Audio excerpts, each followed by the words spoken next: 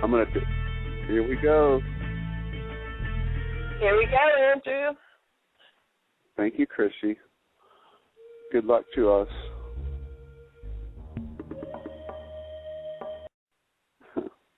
Well, good morning. We have two different kinds of music for today. This is Bobsh's Pearls. My name is Chrissy McMahon, and I'd like to welcome you to the radio show. Today we have a special guest, Andrew Norton Webber. I met him in Vilcabamba last year in October at the 2010 Newtopia, or it was 1020 Newtopia 2010 gathering of the Rainbow Warriors, where Andrew graced us with his knowledge of distilled liquids and urine therapy. And before that, I don't think I've even ever heard of urine therapy. Our illustrious host of that Newtopia conference was Galen, who I had on a couple days ago.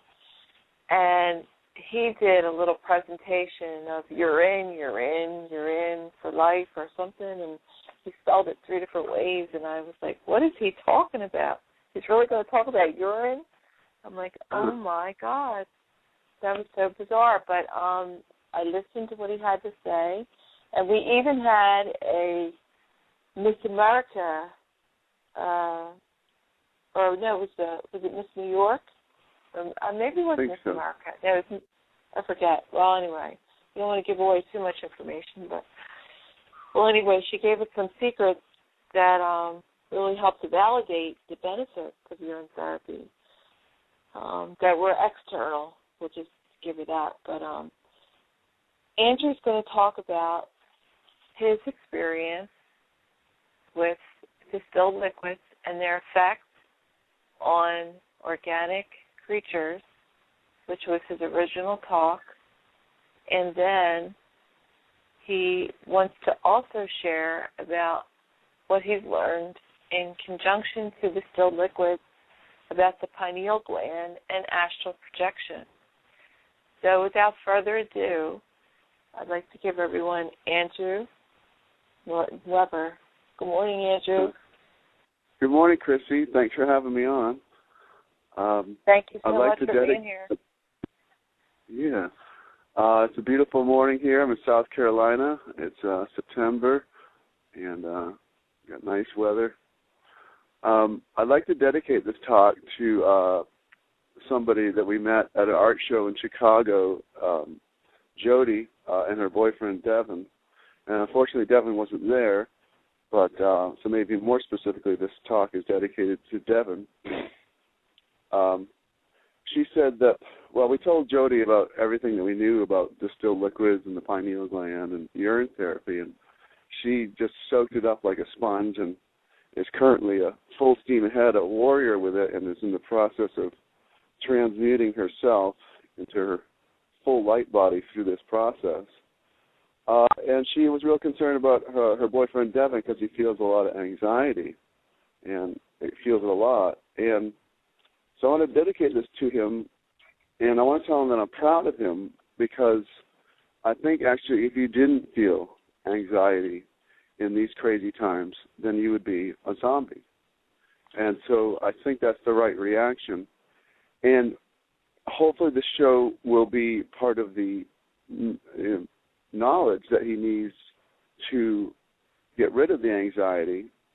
And it would make sense to have anxiety because everybody is completely uneducated as to the truths about themselves, and they have no weapons. And so if you're in the middle of a huge hailstorm and don't know what to do, you should be anxious. And so I think that's the proper feeling. And so this is going to be dedicated to giving all of us the weaponry we need and the knowledge that we need to actually not only make it through this, but to become in command of these times and to change what's going on. This should be complete empowerment. And I'm going to give 3 basic knowledge sets, and that is distilled liquids, the knowledge of the pineal gland, and prove to you that you are a ball of light. And if you have these 3 pieces of knowledge, you don't need to ever talk to me or anybody else again. You can put them together, and each person on their own can completely become a co-creating God and take off and do anything they want with unlimited power.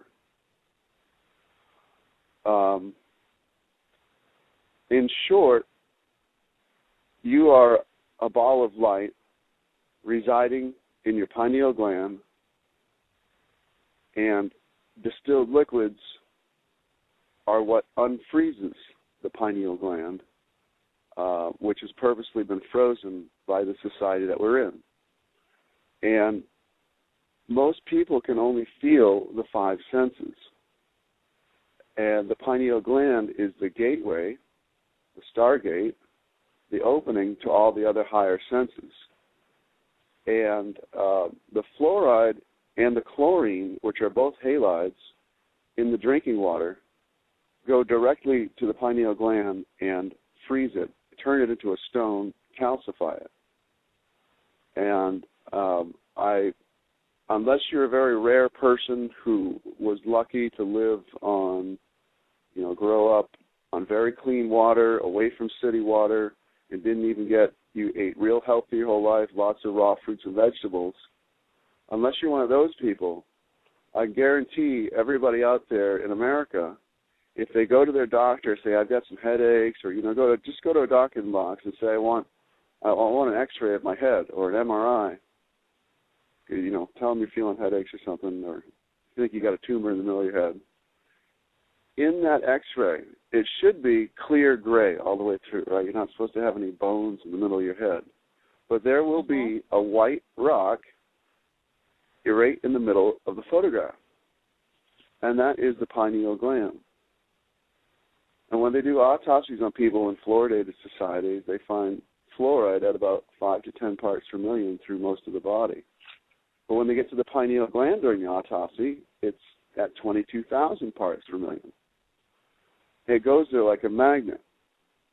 And the pineal gland has the highest blood flow per cubic volume of any other gland in the body. And so you can almost visualize whatever you eat or drink or consume, realize that it's almost immediately going to rush right over your pineal gland. So that'll give you more impetus to think differently about what you put down your alimentary tube. And it goes there so much so that it shuts it down, and it literally turns it into a rock. And so if anybody's wondering why there's this kind of crazy epidemic of 5-year-olds that need Ritalin or can't think straight or bipolar disorder or anxiety or depression, well, having a rock in the very, very center of your head at your most important, most precious gland for thinking, that would tend to be the obvious first place you'd want to look for problems. And the beauty of distilled water is that it melts that. Most people aren't aware that there is a massive conspiracy to hide the knowledge of distilled water. When I try to tell people about it, I have to warn them about what they're going to run up against. Because if you Google distilled water, right on the first page, I think it's like about the third hit down, there's an article that says, it's titled, Early Death Comes from Drinking Distilled Water. Oh my and in God. that article, it gives you the impression that it will, say, leach all the calcium out of your bones and you'll literally crumple to the floor. Or it'll leach all the potassium out of your system and you'll have a heart attack. And which is completely not true. I can prove it to you. And the other thing where people get it, say you ask most doctors, should I drink distilled water? They go, no. It'll leach minerals from the body. And where they're largely getting that from, along with that other article, but it's from the WHO, the World Health Organization, the supposed pinnacle of collected science health knowledge. They have an article, I think it might have come out in the 70s, not quite sure, but it's titled Demineralized Water. And so you can Google that too. And in that article, you'll find a line akin to, do not drink distilled water because it will leach minerals from the body. And a few sentences later, it says something else like, and by the way, you should add fluoride to your water. So if you understand how poisonous fluoride is, that kind of tips you off as to where the article's coming from. Absolutely. The WHO is part of the UN, and the UN has a stated goal of reducing the world's population. They have a depopulation program. So if you want to participate in the UN's depopulation program, by all means, stay away from distilled water. Now, this is an on-purpose half-truth. Yes, it does leach minerals from the body, but this supposed scientific body left out the known scientific fact that there's two major mineral body groups, organic and inorganic. And the truth and the beauty of distilled water is that it only leaches one of those types of mineral bodies, and it just so happens to be the mineral body group that you don't want at all and your body cannot assimilate into your body. And that is the inorganic version.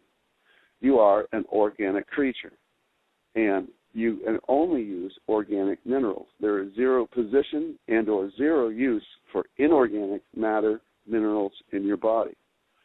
And it's very simple to understand, and it's very provable, and so they kind of put their foot in their mouths by trying to say this. It's physically, electrically, scientifically, magnetically impossible for distilled water to leach organic minerals from the body. It comes down to the charge. Organic minerals have a negative charge to them, and all inorganic matter has a positive charge to it. And distilled water is nothing but a giant bath of negatively charged water molecules. And we all know that opposites attract. And so magnetically, distilled water is attracted to inorganic matter, and it rips it out of your body, and it dissolves it molecule by molecule. It just keeps ripping it apart. And all it does to you is, it slides, distilled water just makes your cells so happy because it's pure and it's nothing but hydrogen and oxygen. And if you're an organic creature, it just brings you to full fruition and enlivens you and removes every single particle of dirt in your body if you drink it long enough and you drink enough of it.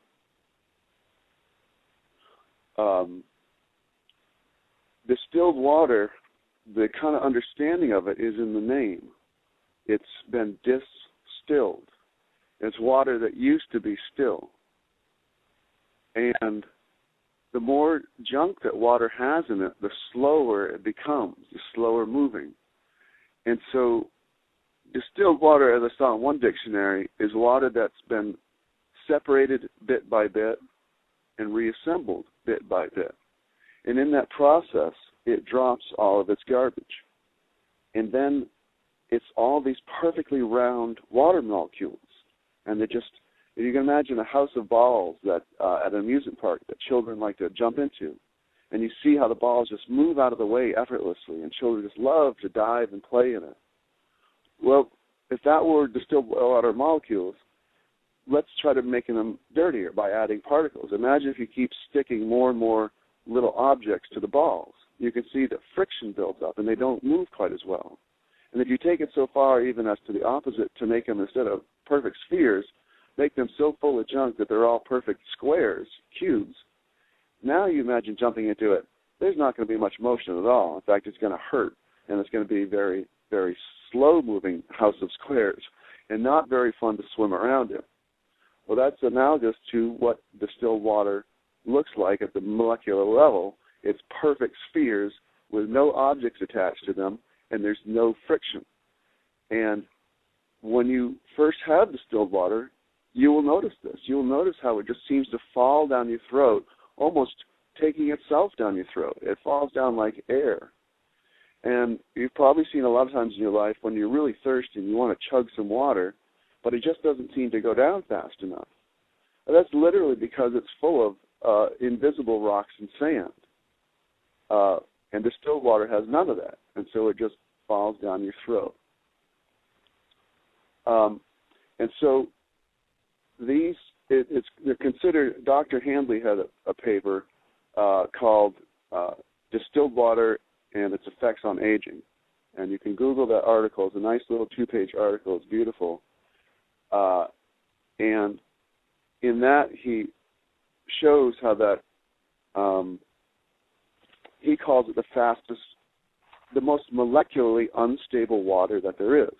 And it's just because it's like, literally just rolling and rolling and rolling. It's just moving constantly. It's got no friction. It's just willing to move anywhere. And so that also is part of the action of how when it goes into the body to seek and destroy inorganic mineral deposits, it's just constantly moving on the stuff, eating away at it like a swarm of bees or a swarm of ants. It just keeps going and going. And the calcified pineal gland, fluoride and chlorine are both inorganic minerals. And so that's an inorganic mineral deposit in that X-ray of your head. And distilled water will, over time, dissolve that. And your pineal gland is supposed to be a functioning, juicy little gland, not a white rock. So it will free that up, and then you will start to gain access to all the almost mythical properties associated with the pineal gland in the esoteric and occult realm that's known as the third eye. And most people think that is a metaphorical, poetic term, but it is actually first and foremost anatomical term.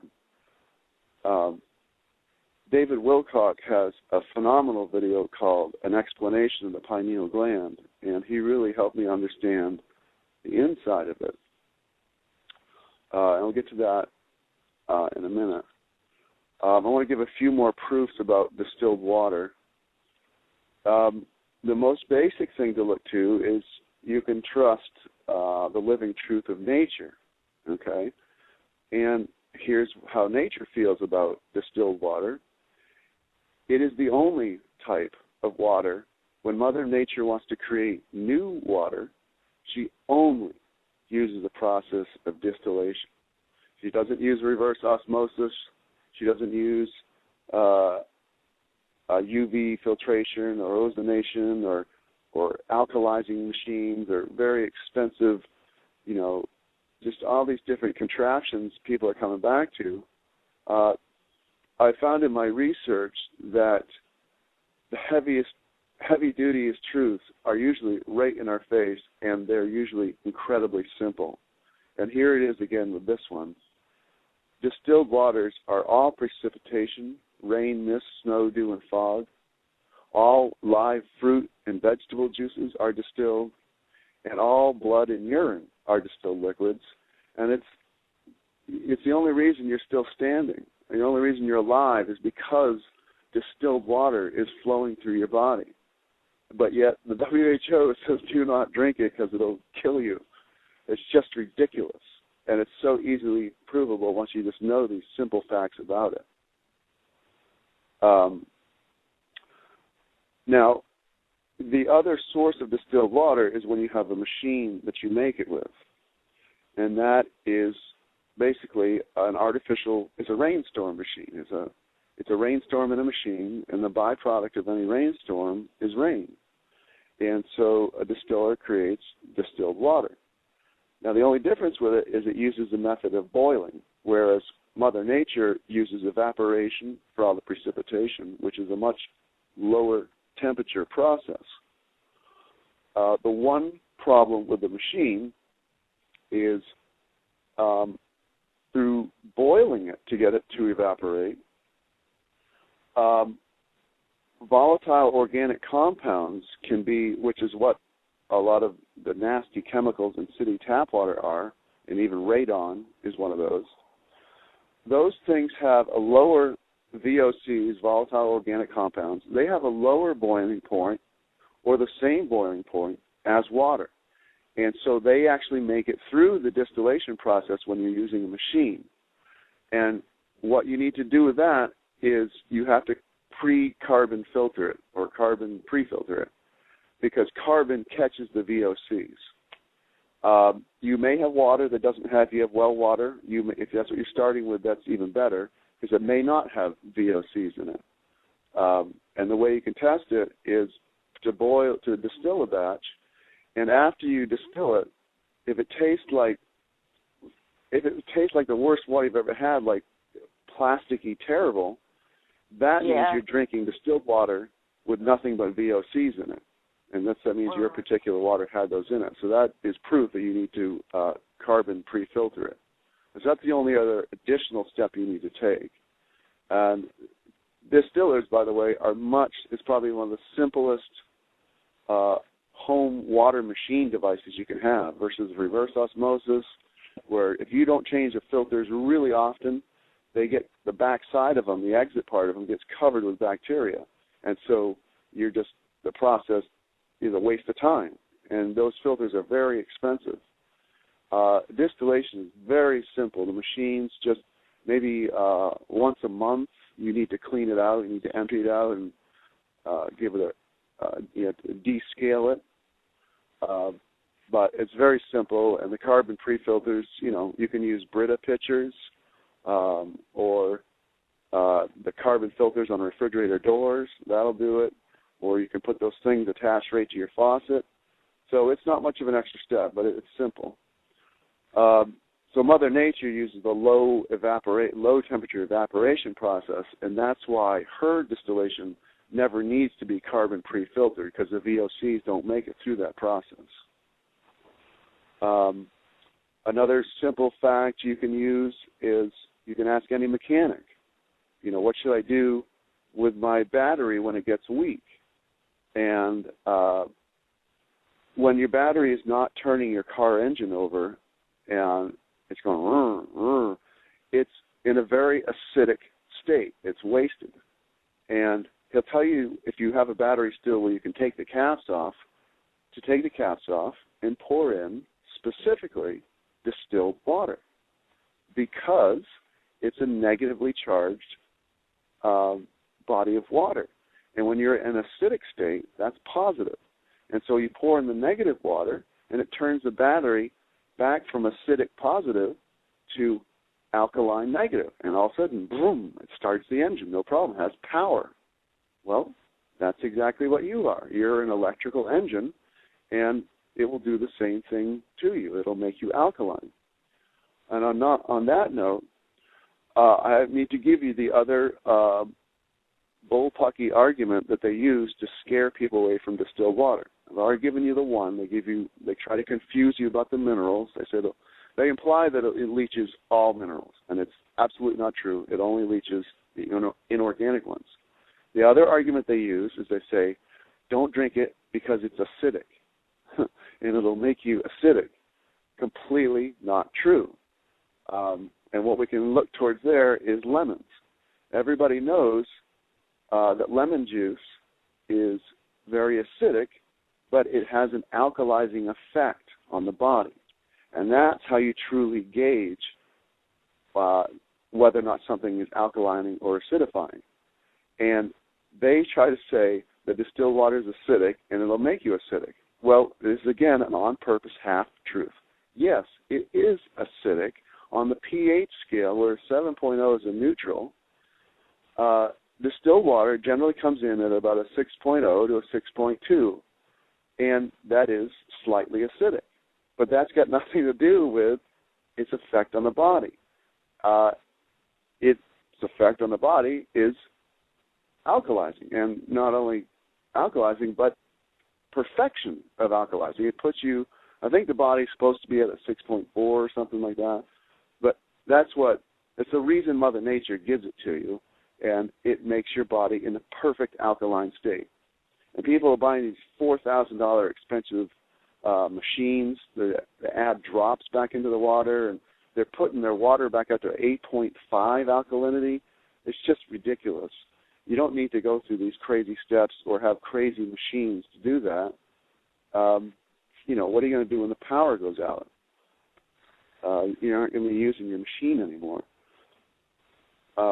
And, of course, we'll get into urine therapy, and so that we know in times of disaster, you don't need electricity. You have your body as a water distiller itself, and plus you also have all fruit and vegetable juices as water sources, and rain, although I'm not so sure with today's chemtrail skies about the rain source anymore, but I don't think that's going to last very long. So at some point, rain is going to be another free, electrically free, you don't need machines to get it, source of distilled water.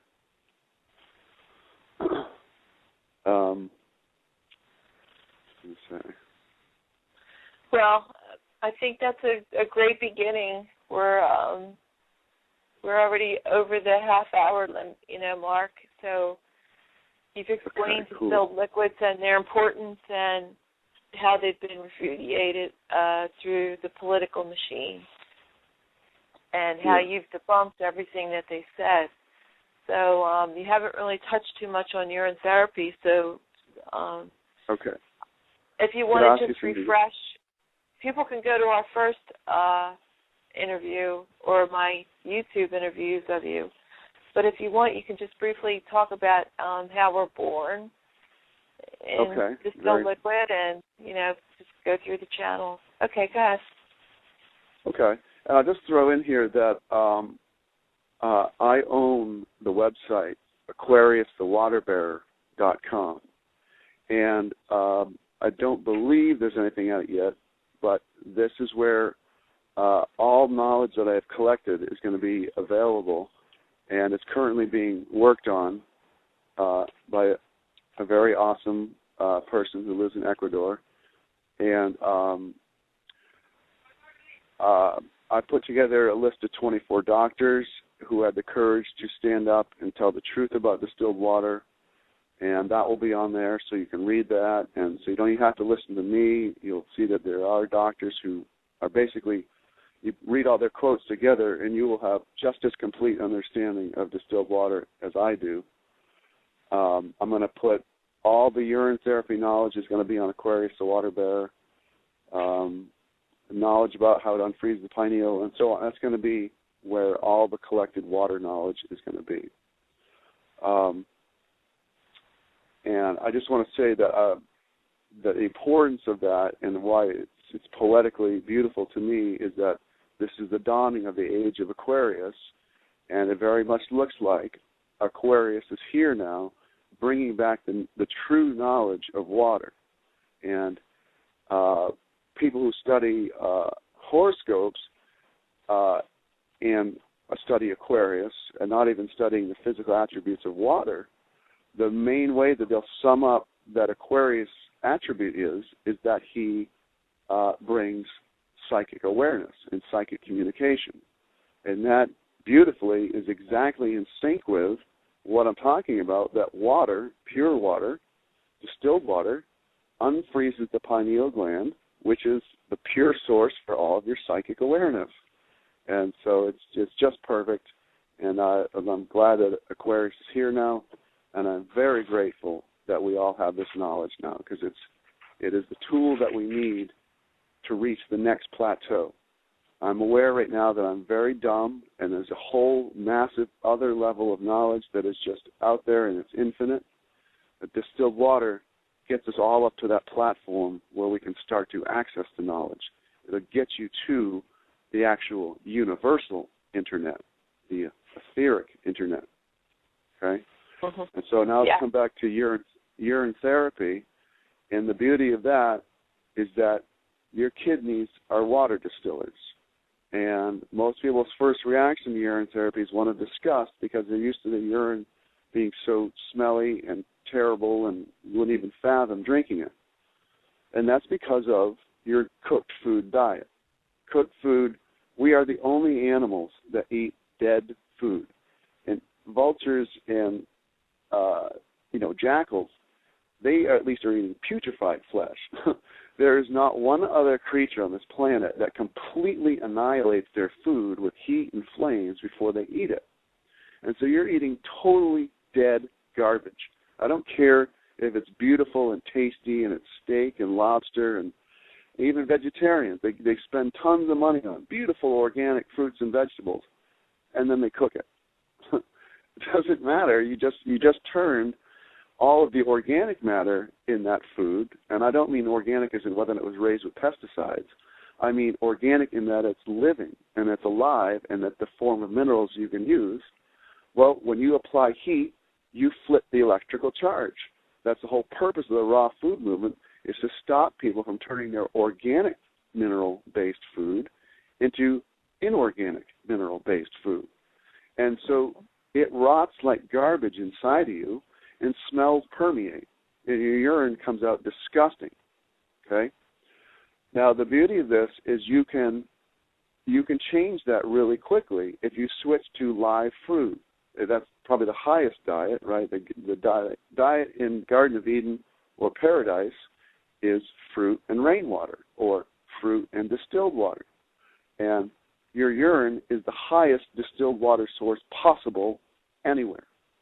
It even blows away rainwater because scientifically it is known that I have 20 urine therapy books from around the planet, and even in the ones that are purely scientific-based, in all of them, there's always a line and akin to, and it's a known scientific fact, that urine is more sterile than distilled water.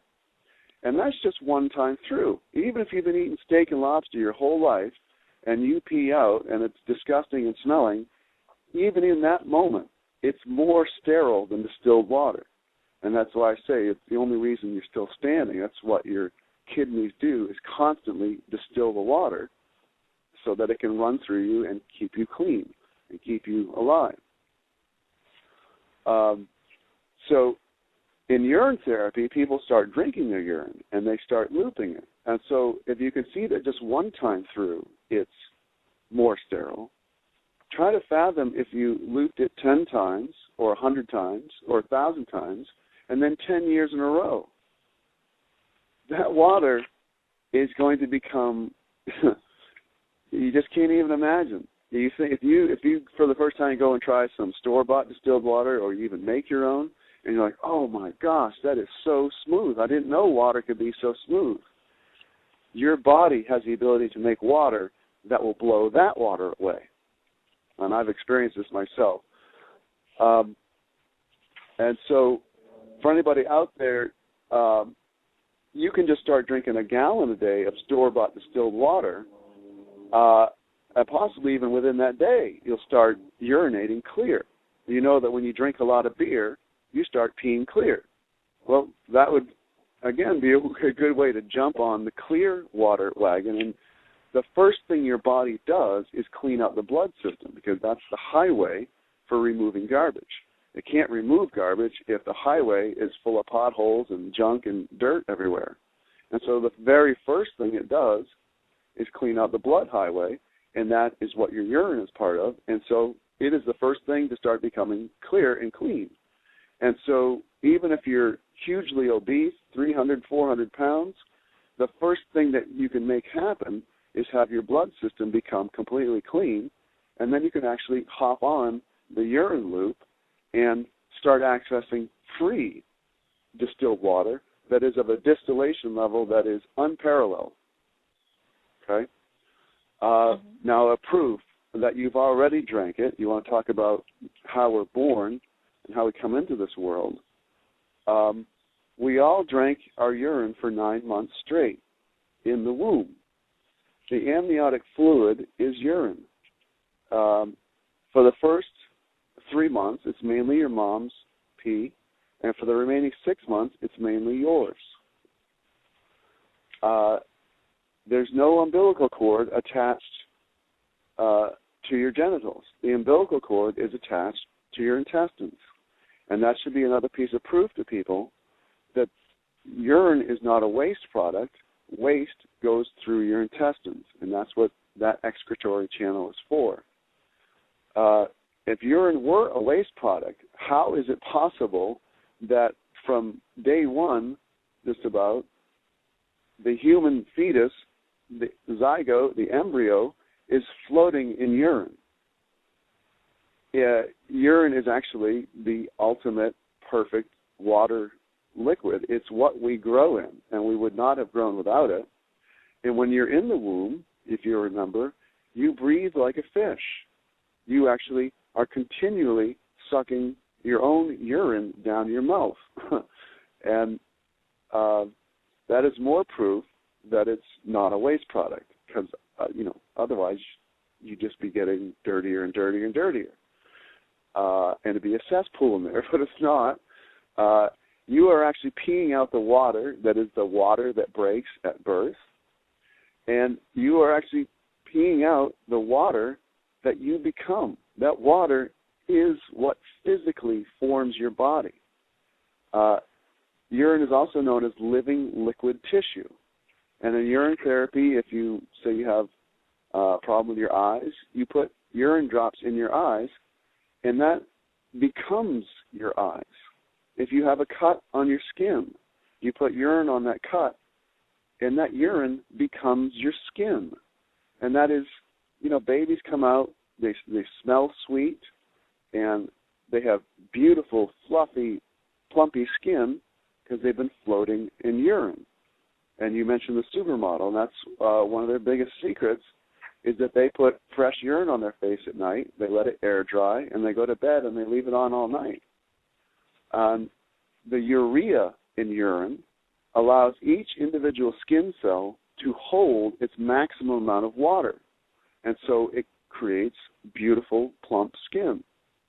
And urine will erase wrinkles. Wrinkles are just lines of decrepit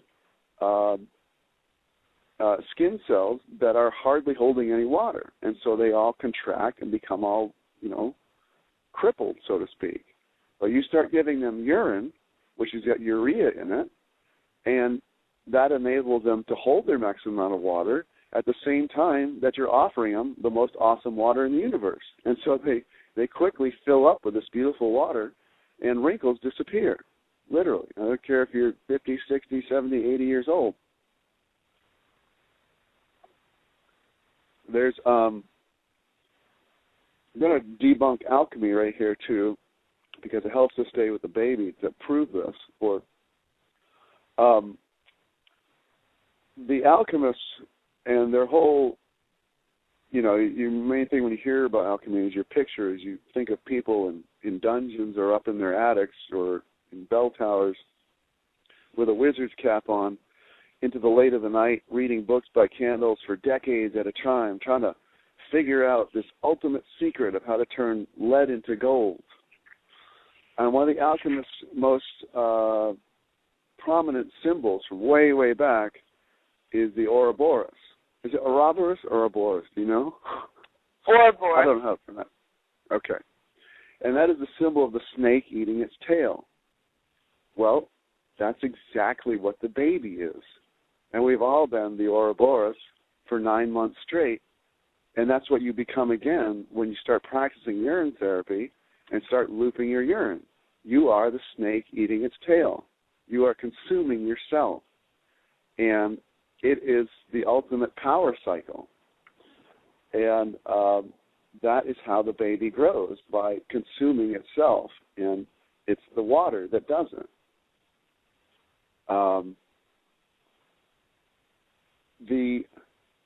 What that symbol of the snake eating its tail is, it is showing you that the human body is a perpetual motion machine, or has the ability to be it, or a free energy device. The basic tenet of any perpetual motion machine is that it performs an action which creates energy, and the action that it took to create that energy required less energy than it took to perform that. Oh, wait a second. It takes less energy to perform the action than the amount of energy that the action creates. And that is exactly what you are. And the action that you have to take to get that energy is you have to lift the cup to your mouth.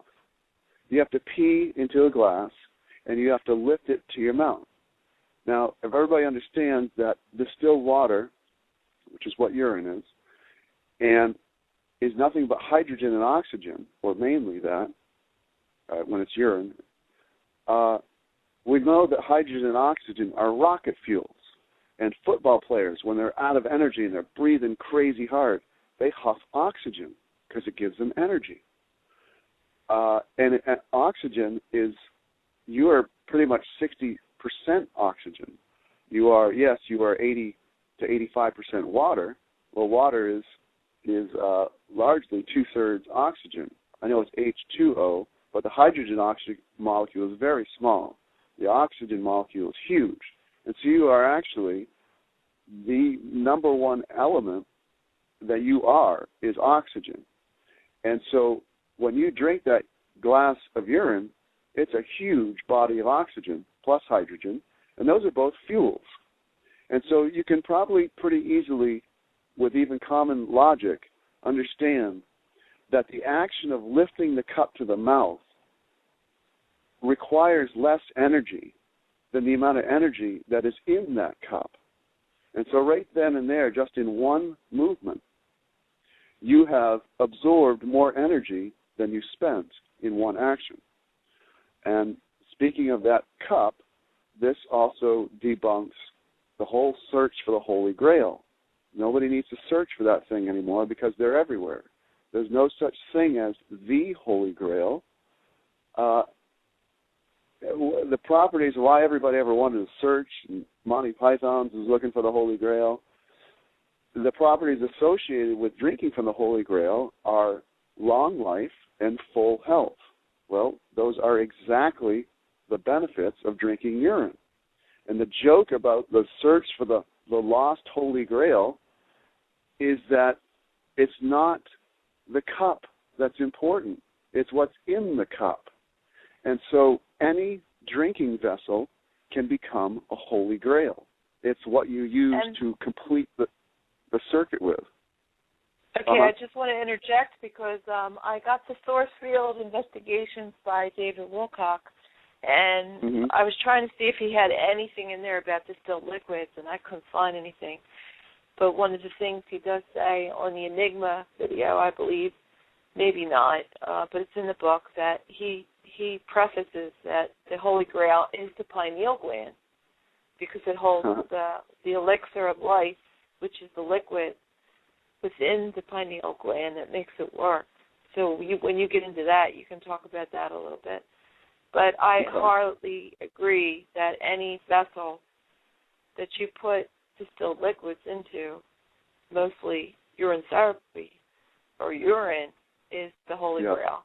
Yeah, I agree. Now, why it becomes holy, it's actually kind of a very basic utilitarian thing, okay? Let's say disaster strikes and we all have to flee for the woods. And we're used to getting our water from machines and out of the pipes, and it's all convenient, okay? So if you're out in the woods and you want to start looping your own urine, what if you don't have a cup? Yeah, what if you don't have a cup? Right. This is the beauty of having any vessel. That is the whole trick of it. Now, it's one thing for men, and I've seen videos of monkeys doing this.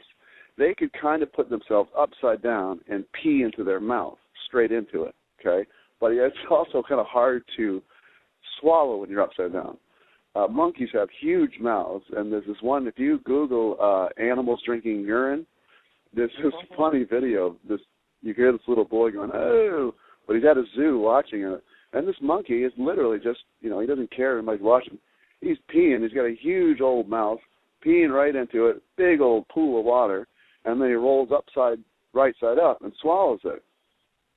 And I've also seen videos of female monkeys or gorillas, and they squat, and they will pee into their hand and repeatedly bring their hand up to their mouth, drink it, stick the hand back down over and over and over again. Now, that's kind of a wasteful process because, your hand doesn't hold water very well. So it's even harder for females to complete the loop. And so this just shows the real basic thing, even if it's a leaf or a piece of curved bark, or if you find a rock and you bash it out and create a divot which you can pee into, that's what makes the purpose of a cup so important when you are not in society with manufactured objects everywhere. Mm-hmm. Okay, now back to alchemy and turning lead into gold. Okay, so we've got, what I'm going to state is that this alchemy is where the knowledge of urine therapy has been hidden for the past thousands, 12,000, 6,000 years, I don't know how long. That has been the main purpose of alchemy. That's where it's been hidden.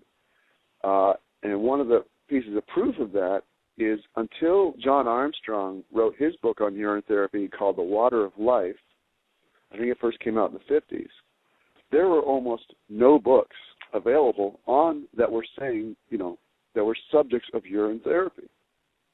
If you knew that alchemy was actually the secret of urine therapy, you could look at that, but almost nobody knows that. And so when John Armstrong wrote his book, even though there's this massive urine therapy document, ancient 6,000-year-old document in India called the Shivambu Kalpa, even the Prime Minister of India back in the 70s or 80s, I think it was the late 70s, Morarji Desai, he didn't even know about urine therapy until somebody handed him a copy of Armstrong's book, The Water of Life, and he read it and went right to it and started publicly promoting urine.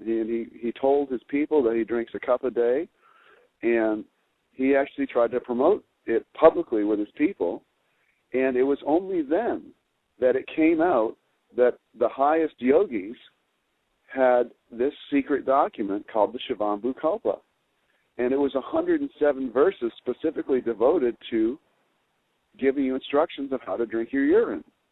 And it was only then again, after that, that it was discovered that there's an Egyptian, it's called the Water of Life, papyrus. It's also roughly 6,000 years old. And it's a document giving specific instructions about drinking urine. But nobody knew about those until Armstrong put out his book.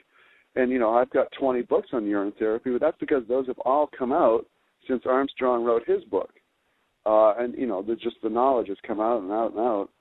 And the Shivambu Kalpa document, the Indian Sanskrit, and the Egyptian Water of Life papyrus, those are also going to be at AquariusTheWaterBearer.com, so people can see those there.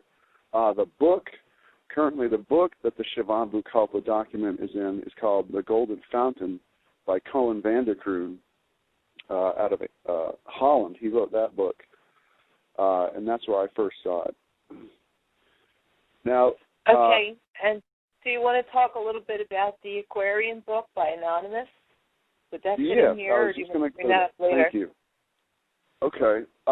Just came out in May of this year. There's a book coming out called The Book of Aquarius by Anonymous. And I would like to publicly help everybody to know that this book is a joke. It's meant to. This is a classic 80-20 bait and switch. This book is designed to steer you off course. And it is supposedly, the guy Anonymous starts out by saying, I'm going to reveal the secrets of alchemy. And this is for the first time being revealed in 12,000 years. And the main thing alchemists are always after is how to turn lead into gold. And he purports to show you of how, and he reveals that urine is the secret ingredient that you need to turn lead into gold. And one of the first things that tipped me off is he was bragging about how that he of all people was one of the only ones that had the knowledge to put this all together. And I said, well, that's kind of juvenile. If you're so smart, why would you even need to say that? But then it quickly dawned on me as I read it, he's giving instructions of how to use urine, and he wants you to get some scientific apparatuses, and you need to have a cupboard dedicated to this, and he's literally going about revealing of how you use urine to physically create the Philosopher's Stone, this white powder that will turn actual lead into actual gold. And that's purportedly what he's telling you. And this is a ruse. This is the 80-20 means they give you 80% truth, but they give you 20% lies, and they do this all the time to try to steer people who are on the path towards discovering truths to steer you off course. And they literally steers you about 3 feet off course. And I mean by 3 feet is he wants you to focus on creating a stone that you can hold in your hand that will give you power.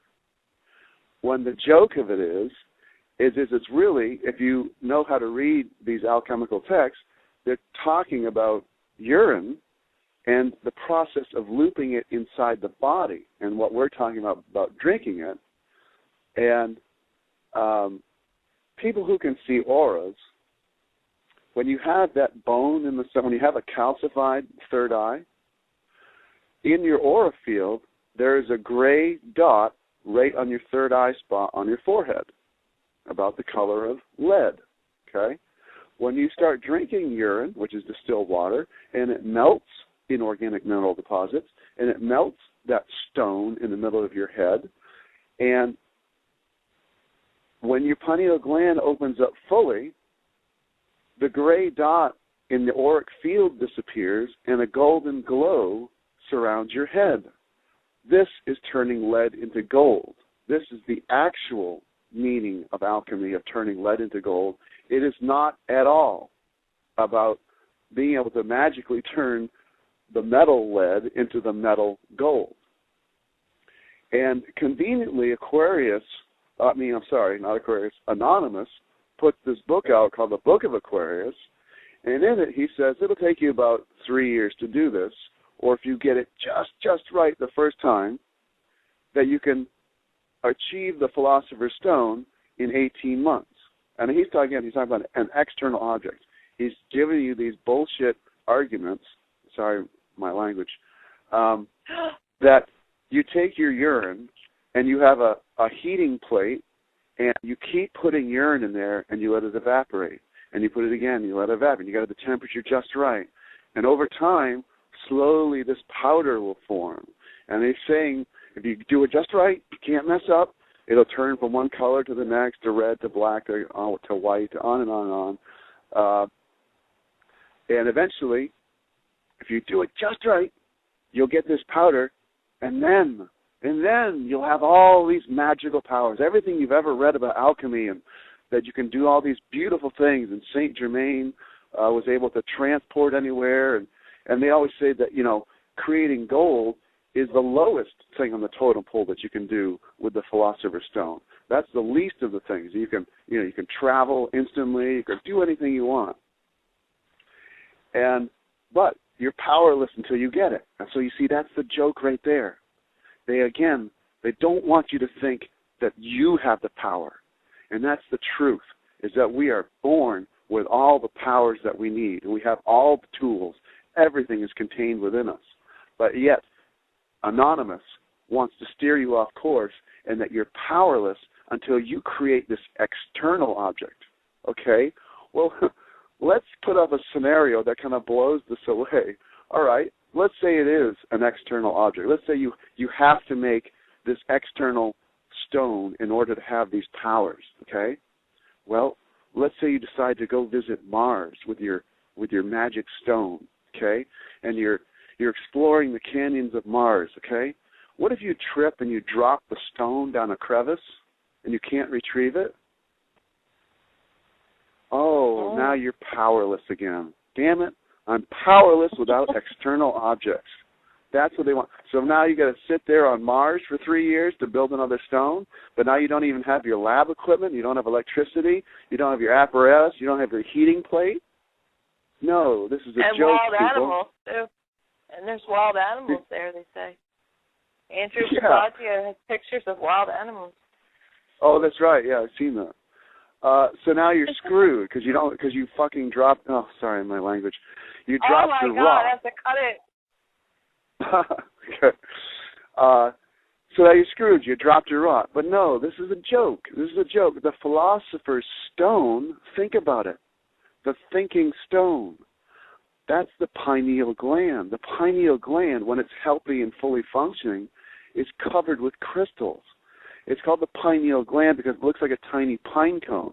It has the perfect phi spiral to it, and it's covered with crystals.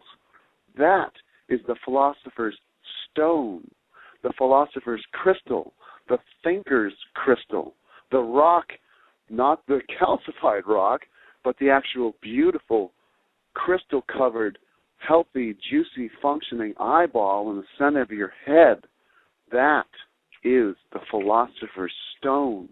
And the way you free it and you free it up and you make it fully healthy and functioning and fired up and full on is you drink distilled liquids. And if you're really smart, the ultimate way to do it is you act as the Ouroboros and you drink your own water and you use urine. You keep looping urine over and over again. Instead of in a cabinet, you keep applying urine and evaporating it. You keep applying urine through yourself. And this is the philosopher's stone. And it's in the middle of your head, and you cannot drop it. You cannot lose it down a crevice in Mars. And it turns the lead of you into gold, the leaden, and that is the mark of the beast, as David Wilcox so nicely pointed out. The gray dot on your forehead, when you've got a rock in the center of your head, you're a beast. When you can only have the five senses, that's the mark of the beast, and you become an angel or the pure spirit version of you. That's why all the old paintings of saints have a golden glow around their head. That is the gold. That is the joke of alchemy, of turning lead into gold. And Anonymous screwed up. Anonymous tried to steer us off course, but he screwed up. He actually gave us, if you know how to read the 20% that steers you off course, if you know how to filter right, the Book of Aquarius is actually an incredibly high vibrating book, especially if you ignore Anonymous's comments and just read what he's got in it is all these phenomenal, gorgeous alchemical text quotes from the 12th, 14th century, 17th century. Now, I had never studied alchemy, and I figured I would get to it at some point, but he has actually done me a huge favor. I don't have to study it now. He screwed up and put it all together, and now I actually make that book part of my urine therapy collection because he concentrated all the most phenomenal alchemical texts that so easily, if you know how to read it, you can tell he's talking about urine, and they're talking about and using it as urine therapy. And so it's actually a wonderful book if you know how to read it right. But if you don't, well, isn't that, it's got all these people like Jay Widener. I hope Jay Widener hears this message, and William Henry, and David Wilcox. I can tell Susie did just listen to the source field investigations, and in there he said to drink reverse osmosis water because it helps to remove minerals. So he's close, he's on there, but he doesn't know that reverse osmosis is actually, it's a very complicated system, and unless you change the filters really often, it's not going to have as much vacuuming power as distilled water does. But Jay Widener and all these people now are actually in the process. They've bought scientific lab equipment, and they're right now in the process trying to make this stone. And they're all giddy and excited about it, and I feel sorry for them, and I hate to break this to them, but I hope they, at the same time, they can see the truth of what I'm seeing and that they actually have the power within. They don't need, it's not external objects. I mean, it's a joke. They're wasting your energy, and a part of the trick is that's going to keep people in a state of fear until 2012. They did that on purpose. The timing of the book. Remember, he said the earliest he said you can get it done is 18 months if you do it just right. And it came out in about May. Well, that of 2011, that is suspiciously close, 18 months away from December of 2012. Okay, and so the powers that be want to keep people in a state of fear because the feelings that you feel are the type of reality you'll create. And so Jay Widener right now, until he has the stone, thinks he's powerless. But and it's gonna, and I'm sure it's not gonna work. It's totally a joke. It doesn't. There's no powder that does that, turns actual lead into actual gold. if you actually want gold, if you feel you need gold coins, okay, open up your pineal gland, open up full psychic awareness, and ask for vision as to where there's gold buried, or you can use it that way if that's what you need.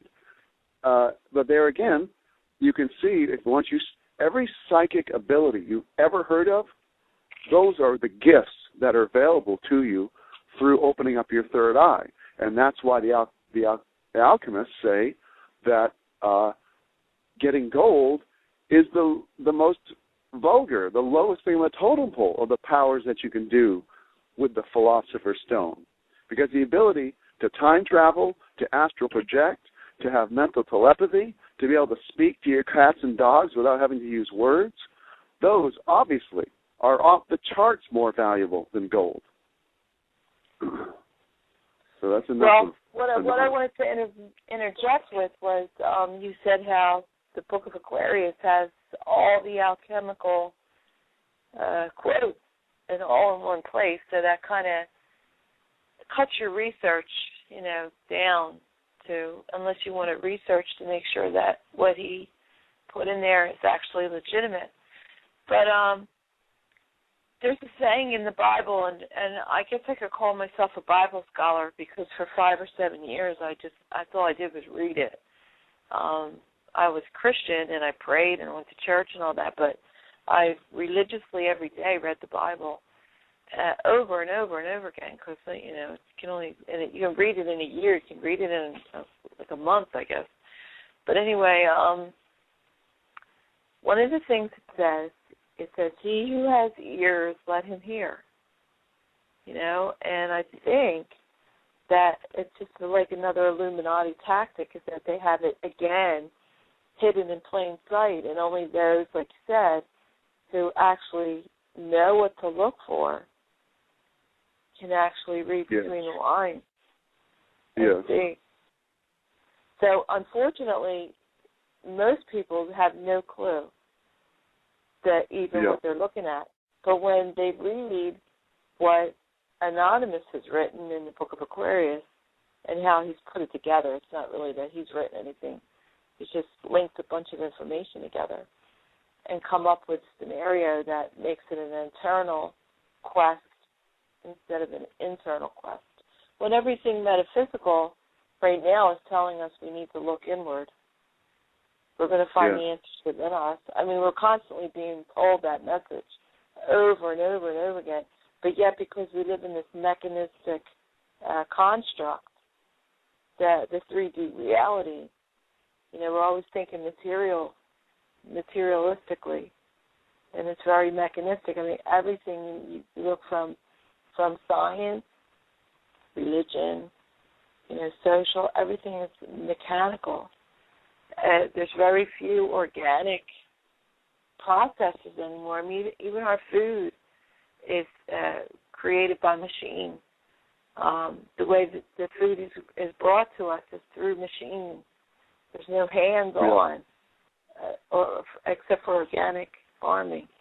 So, when you think about it, the war is supposed to be a spiritual war. So how do we break that down to the organic to the mechanistic, the inorganic to the organic? I mean, we're right there. We're right at the precipice. And I think now when I think about what you've told me over the last month or two about the Philosopher's Stone, about the pineal gland and its relationship, or organic liquid to the relationship to the pineal gland. Now when you look at the Hopi prophecy and you see the two lines divided, and do you know on the one line there's like corn growing on it or something? I mean, it makes perfect sense. It makes perfect sense. Oh, that's awesome. I mean, everything, it just brings everything like right there. I mean, you could take all this information and now I know what my purpose is. Like now I know that this is what I'm supposed to be doing. I'm the urine therapy queen here now. We tried to get Susie to come on and share with us, her experiences, because the two of you have more experience than I do.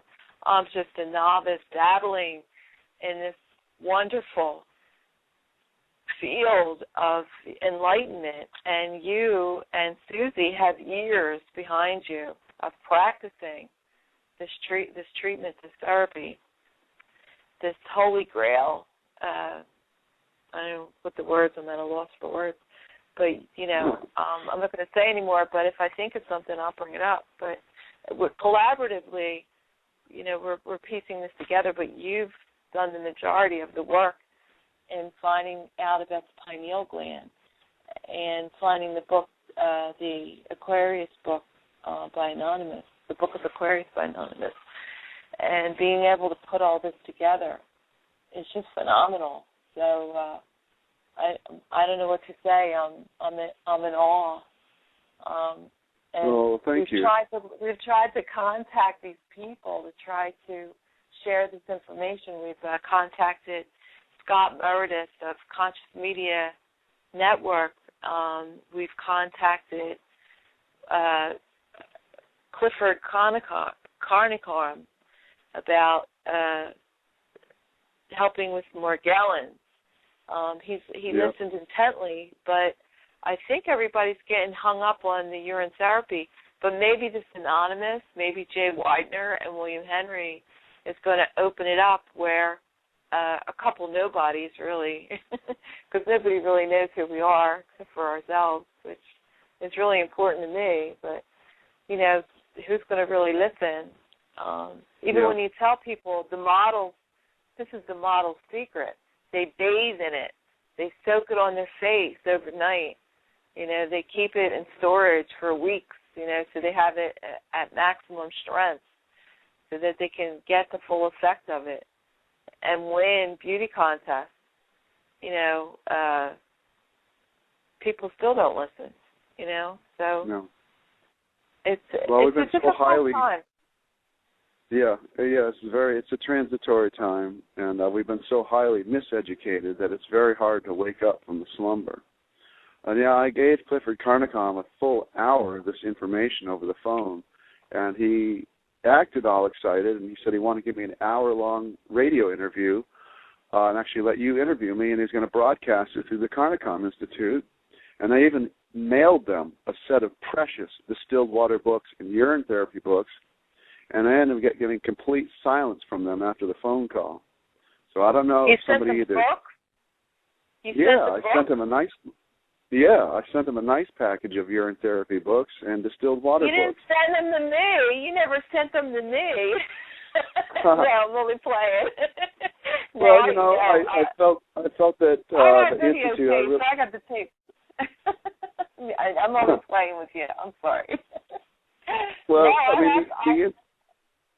the Institute has been quite, a place for gathering knowledge about chemtrails, and they said that they were a public service and they had a library. So I said, okay, well, I'll send you books to make it part of your collection. And absolutely.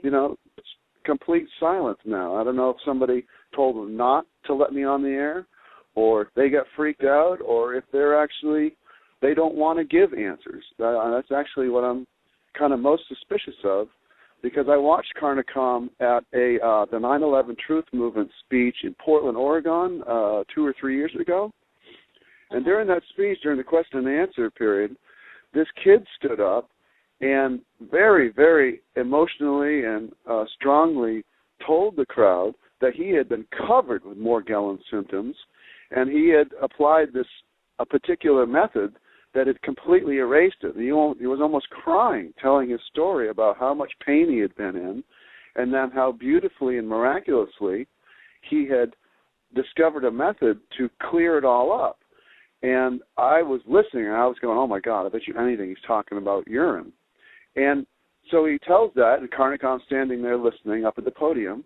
And, of course, everybody in my house that's watching the video, and I'm sure everybody that's listening is going, okay, yeah, tell me. And you're expecting the next thing has got to be out of Carnicom's mouth is, oh, well, geez, share, tell us what you did to erase Morgellons symptoms. He didn't ask him at all. He didn't even ask him at all, and that made me incredibly suspicious. How could you do that? How could somebody be right there telling you the cure to Morgellons, and Carnicom's all about exposing the truth about chemtrails and Morgellons and how awful it is, but yet he didn't ask the kid to share what it was that so perfectly removed it from his body. And so the same thing I call Carnicom. I ask him what he knows about distilled water. He says he doesn't hardly know a thing about it. And so I give him a complete rundown about distilled water and urine therapy, and he's listening and agrees. He's like, oh, this is great information. I'd like to give you a radio show, and then complete silence. And it's been months now since then. And they didn't lose my email. It's not hard to get a hold of me. And I even called them again and left a message and said, I'd like an explanation for why you all of a sudden dropped me. And no explanation, no phone call, no email. All I ever got back from them, I even emailed them all the documents. I emailed them the Egyptian, the Indian, on and on and on. I got one email back from a secretary somewhere and said, it's nice that everybody wants to help out. Some bullpucky, thanks a lot thing, but, nothing. And same thing with Scott and Meredith at the Conscious Media Network. I spent a couple of days sending emails back and forth to Scott and telling him about all this stuff, and he was just asking me to prove that how could this be true about urine, and I gave him the proofs. And he was all about it and all about it and all about it. And I was like, okay, so do you want to do an interview or not? Total silence. Nope, don't want to do it. So, you and I are doing it now. And also I hope Andrew Bozzaggio gets a hold of this, because I can tell as well that all of his, he's all about that we're going to have teleportation machines in the future and all this technology. Well, Andrew, you have the power within you. You don't need trillion-dollar machines to teleport. Those are one of the very aspects, it's called biolocating, that you can do once you fully turn on your psychic powers. It's the pineal gland, and it's urine that will loosen it up, or distilled water. Let me get back a little bit to distilled water and how you go about drinking it and acquiring it. If you want to start out, obviously some people can't go right to urine. If this is resonating and vibrating as true, obviously you'll just jump right into it. And I recommend to anybody, if they want to read a book on it, there's books available online. You just punch in urine therapy, Amazon, bam, bam, bam, bam. They're all right there. But if you never look for it, you'll never find it. The Water of Life by John Armstrong is one of the best ones. There is a website called muno.in, and I'll spell that. It's not a .com site. It's out of India. Some guy whose best friend's wife was dying of cancer, he said, screw it, and he scanned like almost every one of the urine therapy books that I have, and at this website, they are all there for free to look at, and it's muno.in. That's MUNOT.IN. If you punch that in as a website address, you'll find it, and it's a valuable bank of urine therapy books. I'm going to make sure all those files are also at AquariusTheWaterBearer.com. But if you want to start out with distilled water, and it's real easy to do, generally Walmart has the best tasting distilled water, not because they make it the best, but because they move through the most of it, and it has the least amount of time to sit in a plastic container collecting plastic flavor. Little drugstores like CVS or Eckerd's, they tend to have the worst tasting distilled water because they don't move through as much and it sits there longer. Now, I have friends who have drank nothing. Some people have concern. They're like, yeah, what about the plastic? Distilled water, that's plastic, that's inorganic matter, and distilled water starts dissolving the plastic jug little by little. But know this. One, I have friends who have done nothing but drink a gallon a day of distilled water out of store-bought plastic jugs, and they're having complete urine therapy, fountain of youth type effects as though they're drinking urine, although it's completely out of the plastic-contained water. Yes, you will taste plastic a little bit, but remember, it's stuck to those water molecules. It's not going to stay inside you. And so do not worry about that. If that's your source of distilled water, you're not going to be filling yourself up with plastic. That plastic, you're going to taste it, it's going to run over your tongue, but it's going to stay attached to those water molecules, and you're going to excrete it out, okay? It just means it's picked up a tiny bit of stuff. Walmart generally also has it the cheapest. I've seen it as low as 64 cents, It varies at ones, and sometimes they change the price, 78 cents, 99 cents. But even if it's at 99 cents a gallon, think about that. What I want you to do in the highest instructions is to drink a gallon a day. And most people think that's a lot, but it's actually not. And even in my list of 24 doctors I put together, the 24th doctor, Dr. Hanish, he wrote a book called The Distilled Water Cure. And there's the Mazdaznan Association out of Canada currently is publishing that book, and it's spelled Mazdaznan, Mazdaznan. And what that means, Mazdaznan means master of good thought. So it's kind of a nice little thing. So the Mazdaznan Association is printing Dr. Hanish's book called The Distilled Water Cure. And it's the first 4 pages of his book that are just off the charts phenomenal. And those are what I quoted as the 24th doctor's quote on the list of doctors. And is he the one that is saying to drink a gallon a day? And at 99 cents a gallon, that's $30 a month, okay? If you make that your first food budget item of every month, that's just, there's no better deal. It's the most awesome deal possible on the planet. And kind of a funny joke about distilled water is it's also usually by far the possible cheapest liquid that you can buy. And that's part of the joke of it, too. They want you to think, that you don't want it, that it's useless, pathetic water. Nobody should drink it. And I also want to interject that when I was in Florida at the beginning of the year, that I was drinking distilled water from the jug. And they are doing some kind of an osmosis process for purity now, it says on there.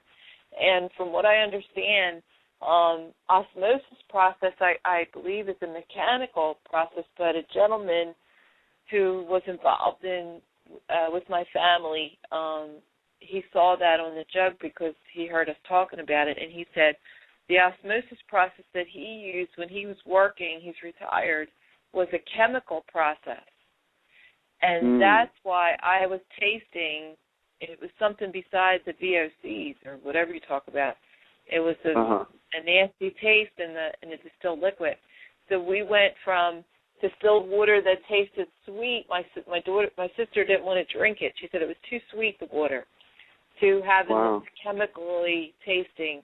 So don't buy distilled water that has any other processes included on the label. You just want straight distilled water. Steam distilled. It's going to be steam distilled. Yeah, they're usually, I have seen that where it says steam distillation and ozonation and everything. But I wouldn't necessarily, you have to avoid that because I know that people are, yes, it may have, that chemical process may put some flavors to it, but it's still an empty vacuum. It's still, just like it may have picked up a few plastic particles. Really, it's the difference between using a brand new vacuum or a vacuum that's totally clogged up, which is what spring water is, well water, lake water. The more particles it's got in it, the less vacuuming power it has to vacuum dirt out of your body. And so, yes, the ozonation process, it may add a few particles to it, but it's still largely a 99% empty vacuum, and it's going to suck stuff out of you.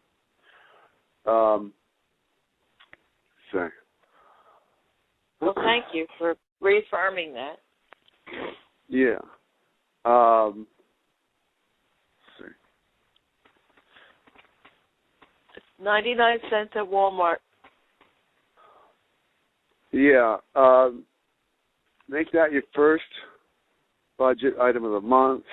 Just go and get 30 gallons at a time and get it done with, and so that they're all at your house.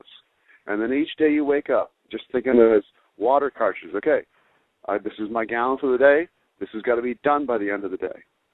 And you just keep it up day after day, and they'll slowly start dissolving all the deposits throughout your body. Cataracts. I personally know a woman who, after 3 months, 70 years old, 3 months, she was able to throw her eyeglasses away. And it happened, she was so used to wearing them, she didn't even realize she didn't really need them anymore. She had to go get her license renewed. I think she's 72. Had to go to the DMV to get an eye check, right? And the guy kind of looks up at her, like, strangely, the eye test guy, he's like, why are you wearing glasses? He says, you've got 20/20 vision. She said, but I've been required for 45 years to wear eyeglasses. And so he was baffled, and he wrote on her license she's no longer required to wear driving glasses. And she went to her eye doctor because she was, to confirm this, and he absolutely confirmed it. And he's like, what have you done? And she said, well, the only thing I've done different is started drinking distilled water. And so now that eye doctor is looking into distilled water because of her results. Within the same week, she also happened to have an appointment for her little 15-year-old dog to take it to a checkup at the vet. And she started giving her dog the distilled water as well when she started drinking it. And the vet kind of comes out of the appointment with a strange look on her face like, what have you done to your dog? Your dog has a liver and kidney function of a 4-year-old. And it's the distilled water. Again, it's cleaning out the body. It's removing garbage, and so the body starts to work right. And so now that vet is looking into distilled water because she cannot believe what happened to the dog. This will also clean out, all clogged veins, all arterial sclerosis. It just makes the body completely brand new again. Okay, let's talk about detox symptoms. This is important. Distilled water, a lot of times they'll label it, they call it the greatest solvent known to man, okay? And you need to keep that in mind because a lot of times when people first start drinking distilled water, they start having detox symptoms. And they can get confused and actually think that it's the distilled water making them sick. It's not. What it is showing you in real time is that it's melting garbage out of you. And so you can have such symptoms when you start drinking a gallon a day. You can have headaches, you can have diarrhea, nausea, flu-like symptoms, sneezing fits, runny noses, rashes in strange places, pimples in weird places, terrible breath, armpits that smell worse than you've ever had, feces that start to smell like petroleum, sinuses and runny noses that smells like chlorine. It is melting the garbage out of you, but it's got to come out. And so this stuff right now is quote-unquote kind of safely tucked away in the body. You got deposits all over the place. And the body does not make mistakes. It always makes every decision towards life. And so when you consume garbage, there's only a certain maximum top speed at which the body can eject garbage. And so when you exceed that rate, the body has to keep you alive. And so it deposits it because it only disposes of it when it can do it safely. And so when you've got too much coming in all at once, the bloodstream is the last bastion of safety. It will not let the bloodstream get beyond a certain toxic level. It has to start storing it in other places, like in between your bones and in little warts on your skin and on the linings of your veins. It allows it to stay in places that aren't vital to you at that moment because it's trying to keep you living. And it's called the law of vital adjustment. It lowers your lifespan in order to keep you alive in the moment. And so when you reverse that trend, you've got these deposits all over you that are kind of safely, tucked away. But when you start melting them, they have to move out and they have to come out. They transport out of you. These are nasty things that are all that you've collected for decades of your life. And they have bad energy to them, and they stink, and they make you feel bad coming out. Coming in transit, you start to actually have, you start to have a higher amount of toxicity flowing through your body because it's being ejected by the blood highway system. And so you start to feel weak. You might start to feel flu-like, and that's because you've got garbage that's in transit now rather than in storage. And, that's a great thing. That's what you want, better out than in. And you have to go through a little bit of pain because of all the decades that you've spent consuming dead matter and just literally killing yourself and shortening your lifespan. And so just know that it's not you being sick. It's not the distilled water hurting you. It's that the distilled water is loosening up the garbage and it's coming out. And it's only temporary. If you spend a lot of time swimming in chlorine pools, your sinuses will smell like chlorine. We've spent so much time around petroleum. When you're sitting in traffic, breathing fumes, all the saran wrap you put on your food, and you've microwaved your food in plastic dishes or microwaved it with saran wrap over it, and you've got just toxic rain just dripping down on your food, that's all petroleum. Almost all vitamins are synthetic petroleum-based. So your feces will actually start to smell like petroleum and just like, whoa, where did that come from? But that's garbage, and it's leaving, and it's been sitting in your body, shortening your lifespan. And a lot of people will say to me, yeah, but, I've been eating cooked food my whole life, and, lots of people do. We live to 60 or 70 years old. I go, no, you don't get it. That's just it. 60 or 70 is a joke. It should be 600 or 700 at least. And everybody, thinks that the Bible, they demand the Bible is the Word of God. But yet when it gets to the ages of Moses and Noah at 600 and 900 years old, you're like, well, look, it's Word of God, but it says Noah was 900 years old. So how come I can't be 900 years old? Oh, well, shut up. I don't want to answer that. They used to keep track of time differently back then. I'm like, what, do they have 10 sunrises and sunsets in one day? No, it's that the place used to be more pure and that these guys used to know the secrets of how to take care of the three-dimensional bodysuit. And if you do it right, Western science admits it has no known reason for the body to die besides the simple fact of toxic overload. And that is the beauty of distilled water, and it's why we don't know about it, because distilled water removes toxic overload. All Western and Eastern medicine is purposefully only treating symptoms. Because if you only treat the symptoms and you don't remove the cause, you are guaranteed repeat business.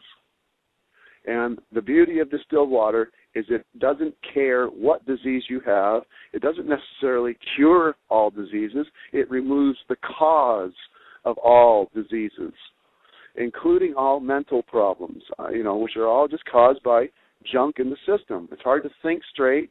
It's hard not to be depressed when all your nerve endings are coated with garbage. In fact, Dr. Alexander Graham Bell is one of the doctors on my list of doctors. He had sciatica or sciatica or whatever you call it, the nerve endings covered with garbage, and he just happened to be experimenting with distilled water at the time, using it in his mechanical lab processes, and he knew that it removed and cleaned his machines. So, well, wait a second, I'm a machine. Why wouldn't that work inside me? So he started drinking distilled water when he was like in his 60s or 70s and ended up living until late into his 90s and completely erased his health problems. And so the guy whose object we're talking on the phone, he saved his life on distilled water. And that's another thing about distilled water is in the stores, a lot of times it'll say on the bottles for small appliances.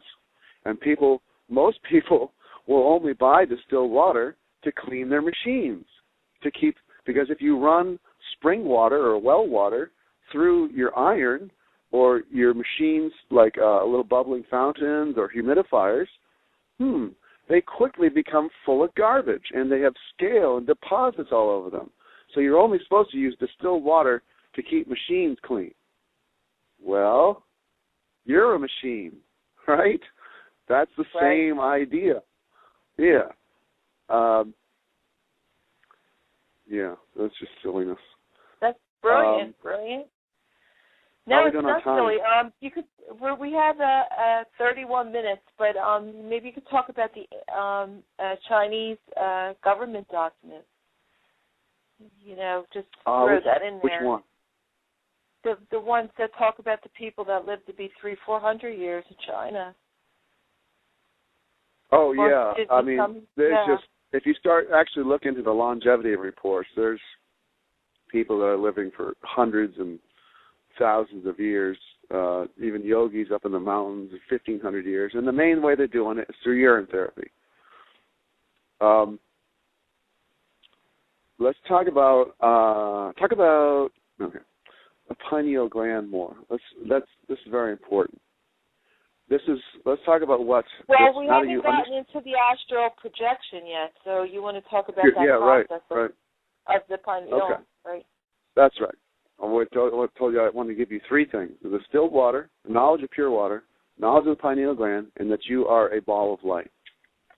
Okay? And distilled water frees up that ball of light that you are. When I was in Ecuador, I met a shaman who told me that while I go to sleep every night, sleep for 8 hours, he goes out onto the astral plane and does battle with demons, freeing up human souls who are trapped in tar balls strung upon necklaces on the necks of demons. Now, at the time, I'd never heard of astral projection, and I had no idea whether or not this guy was totally off his rocker and whether or not to believe him. But I at least learned enough by then through research to know that I was stupid, and when I hear something that I don't have any reference to at least hold it as a possibility. Now I completely believe him because I've collected 20 books on astral projection, and I understand the functioning aspects of the pineal gland and what the third eye is all about. And the third eye is so important, that's why they want to shut it down with fluoride and chlorine. They do not want you accessing these powers. And this is the pyramid with the eye on the back of the dollar bill. There's, again, a pictogram for the third eye. Now, David Wilcock, in his gorgeous video, An Explanation of the Pineal Gland, reveals that the secret and the beauty of the pineal gland, the secret about it, is that it's full of water. And this is literally it's an eyeball. And it has rods and cones in it. And right now, your two eyeballs in the front of your head have rods and cones which are oriented outwards. And as you are awake during the day, you are the center, and the whole universe is out there. When you shut your two eyes and you have a functioning third eye and you go to sleep at night, or you lay down and meditate and let the body fall asleep and let the third eye turn on, it's an inside-out eyeball. Yes, it's got rods and cones, but they're not oriented outwards. The sphere of the third eye is lined on the inside with rods and cones, spherical 360. But they're oriented towards the center of the third eye. And you flip the universe inside out. And as above, so below, as without, so within. The whole universe is inside you when you reverse your position. Instead of you being the center looking outwards, when you switch to the two eyes, as in Matthew 6:22, if thine eye be single, thy whole body shall be full of light. When you switch to the third eye, your rods and cones are all on the outer part of the sphere. So all of a sudden, your point of view, rather than when you're awake, your point of view is singular looking outwards. When you open up the third eye, your point of view is from completely on the exterior looking inwards. And you flip the universe inside out. This is the symbolism of the cube within a cube. And when people finally unfreeze the pineal gland, they have what's known as a crown chakra burst or the kundalini rising. Those are one and the same. And along with the pressure in the head, the most common thing is reported with it is white light fills their interior, fills in their inner vision. Their just whole head is filled with white light. And I want to prove to you that you are a ball of light. You are a star. Just like that thing in the sky called the sun. You are one of those. And on the infinite scale of size, it doesn't matter. You are an infinitesimally small ball of light compared to your perspective now, but somewhere on the scale, the ball of light that you are is just as big as the sun is to you are now. And the pineal gland is a crystal throne for the ball of light that you are. And when you finally open up your pineal gland and you have the crown chakra burst and you see white light flooding your head, what you are looking at, since you are looking at you.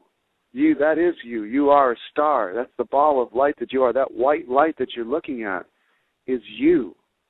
And they call it your soul.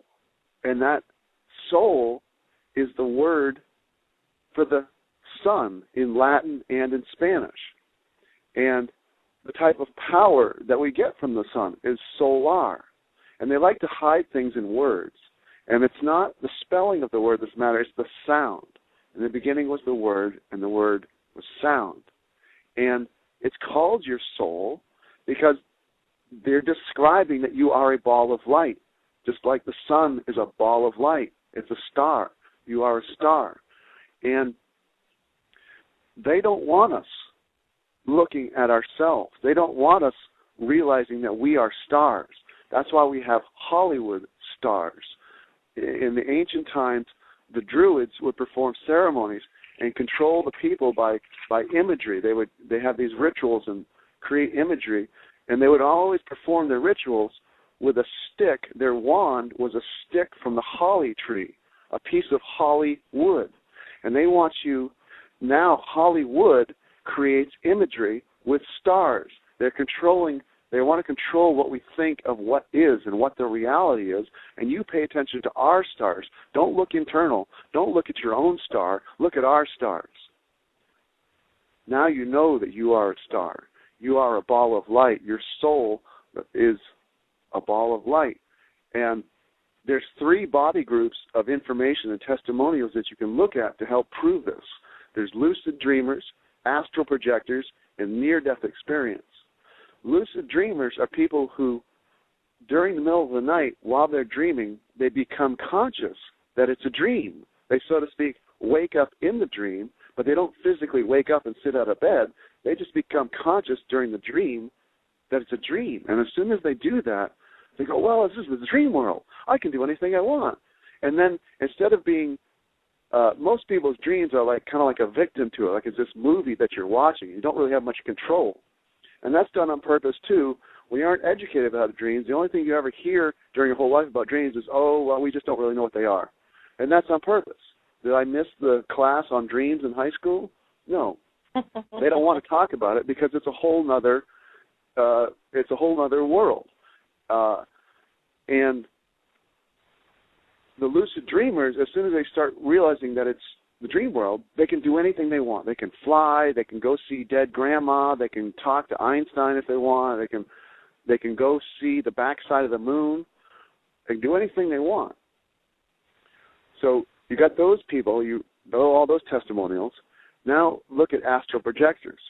Astral projectors are just the same as lucid dreamers, except that astral projectors consciously, either while they're falling asleep at night or during the middle of the day, they lay down and they let the body fall asleep, except that, whereas normally people, when they try to fall asleep, they let go of their consciousness, right?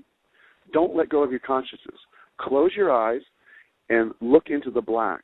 And even right now, you can close your eyes and you can kind of see twinkly, sparkly lights. Well, if you're in a dark room, and even put a blindfold on if you want to, so you don't think, oh, maybe it's just some street light coming in messing with my eyes. After about 15 or 20 minutes, especially in the beginning, when you get better at it and when your pineal gland is fully opened up, you can do it immediately. But what the astral projectors report, and I have 20 books on this, and I've read, close to 1,000 testimonials on that now as well. What opens up in that black space is a white circle of spinning light. It's like a tube, a vortex, and a few stars that you keep looking. And this is literally what you'll be seeing inside your head. And what you're viewing, it's literally your third eye. This is what your third eye is seeing, is this tunnel of white light opens up. And a few stars start to shoot through it, and then more and more stars. And then it feels like you're actually going through this vortex, this tunnel. And then after a little while, you come to the end of the tunnel, and you can look around 360, and there's stars everywhere. And at that point, you're out on the astral plane, the dreamland. At that point, you're at the exact same place the lucid dreamers are. And from there, you can do anything you want. You can go see dead grandma. You can talk to Einstein. You can go see the backside of the moon if you want. Okay? Now let's move to the third set of testimonials, is near-death experience. These people, the common testimonial thread is two things. One, they can see, when they come back to life on the operating table, in their head, they have a view, a memory of above the operating table. Now, it's one thing for them to be able to tell the doctors and nurses what they were talking about while they're flatlining. So they say, okay, well, your ears were still on. I guess you were just recording it with your ear. But how is it possible that they have an above the operating room view in their head? They can see themselves from above.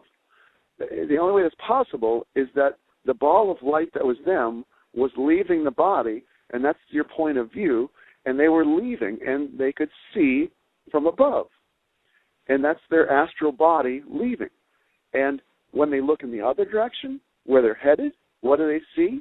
A white tunnel of light, the same thing that the astral projectors report going through.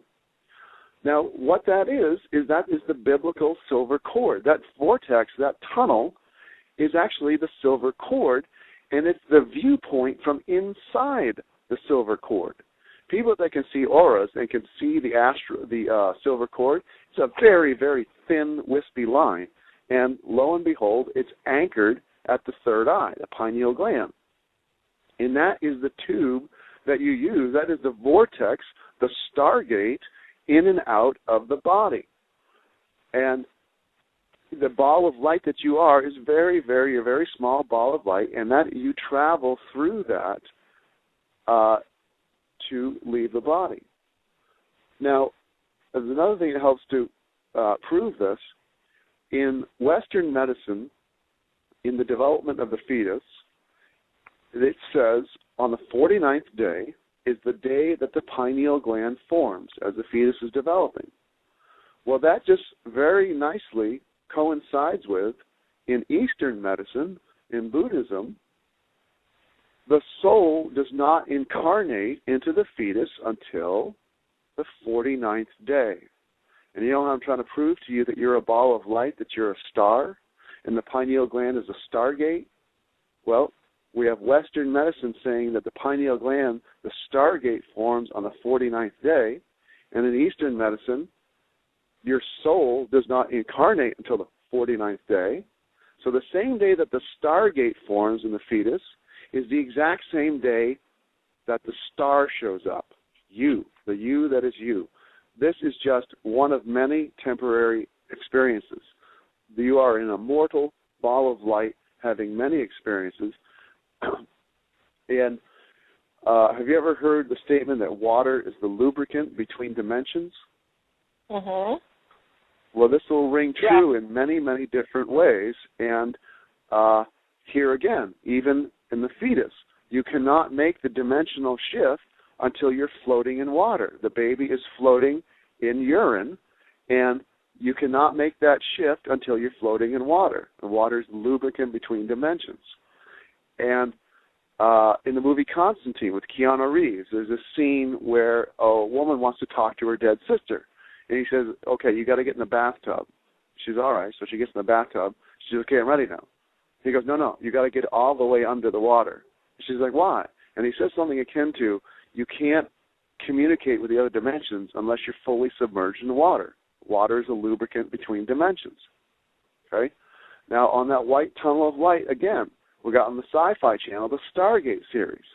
And here again, just like Andrew Bozzaggio, we got to have $1 trillion machine in order to do dimensional travel.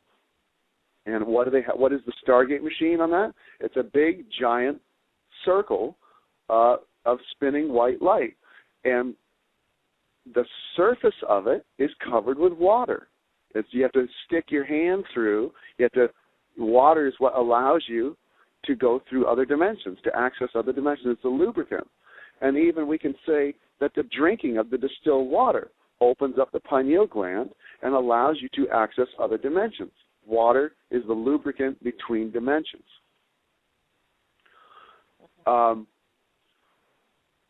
So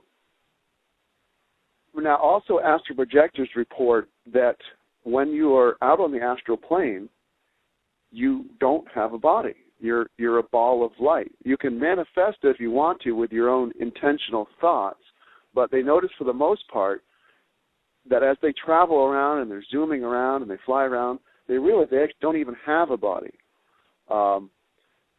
and that they are a ball of light. That's a common report, is that they are a ball of light. And I have a friend who was just dreaming the other day, and an ascended master was giving her instructions of how to start astral traveling in the dream, and she started following his instructions, and she popped into an orb of white light. She changed. Carlos Castaneda also, the 3 things that he tells people to work on, and I very much suggest everybody else do this too, he says you need to work on dreaming, which is astral projection, intent, and stalking. And what he means by stalking is stalking. Stalking, he wants you to stalk the real you. He wants you to, and he means by it is to drop habits. Say you start fasting, or if you smoke and drink all the time, drop that habit. Peel away layers of habit in the 3D world. And so you are stalking or searching for the essence, for the real you. So he wants you to work on dreaming, intent, and stalking.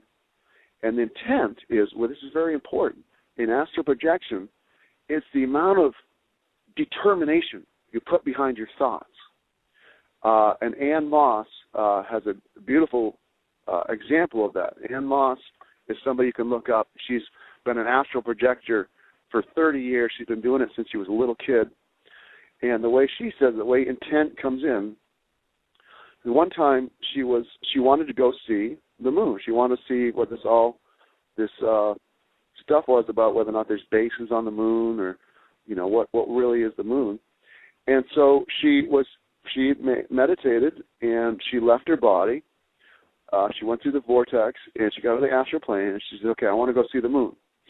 And you'll notice when you're on the astral plane, your commands are followed. What you say, what you desire, your intents are listened to. Every wish is the astral plane's command. But she was moving towards the moon like at a walking pace. And a lot of times people feel that in their dreams, like when they're in a scary situation, they're trying to run, but it feels like their feet are made out of glue or something. You can't run very fast. Mm-hmm. So she was like, "Man, this is going to take forever," because she could see the moon, but she was getting there at a running pace at the most. She was like, "This is going to take weeks at this pace. I'm not going to get there in 8 hours even." And so she finally goes, "Take me to the moon now!" And she put that intent behind it, and bam, instantly she was at the moon.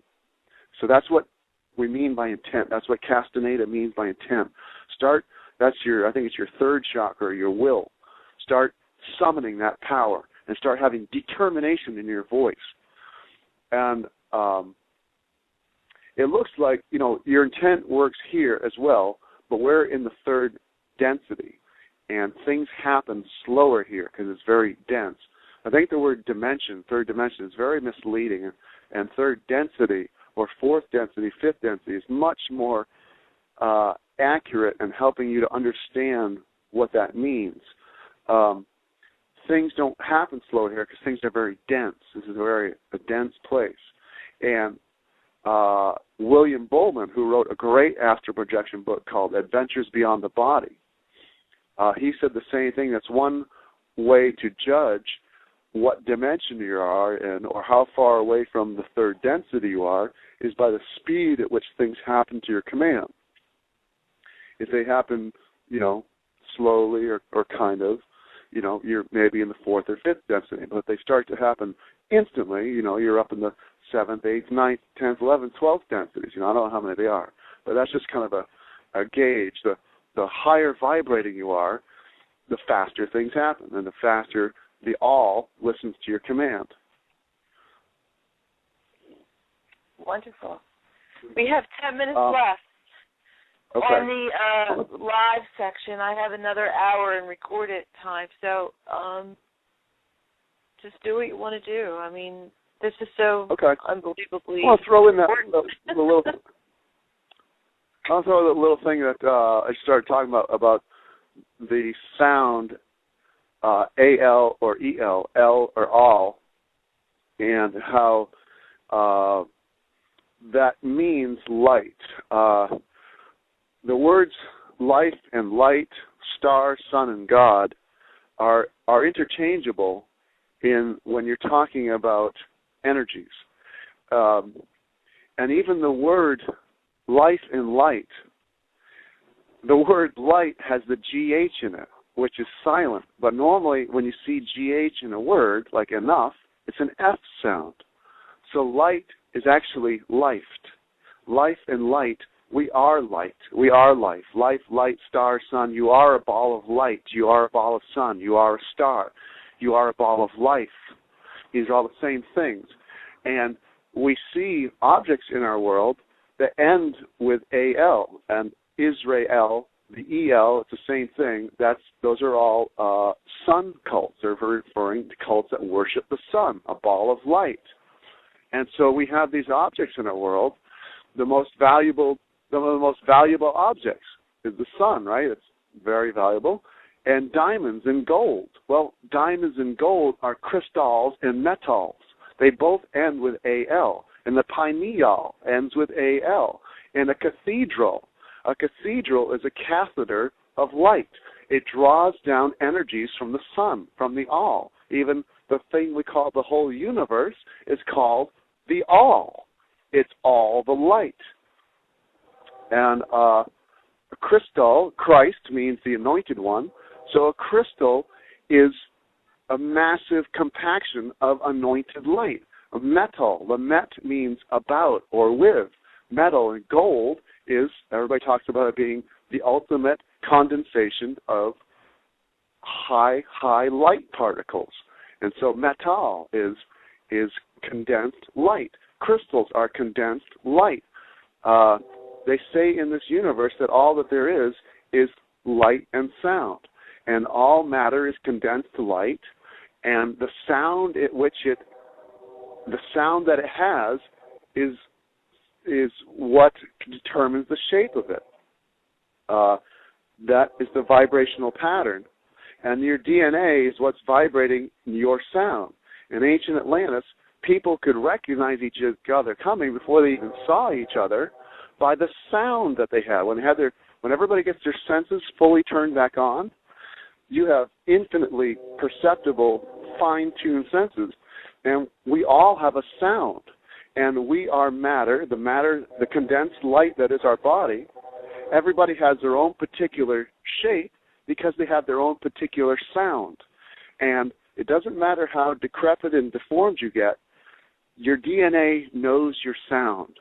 And so when you drink distilled water and free up all the garbage that's stopping your DNA from performing its duty, you will revert back to your original shape because your DNA is going to keep producing your original sound, which is going to vibrate and create your body to form in its original shape.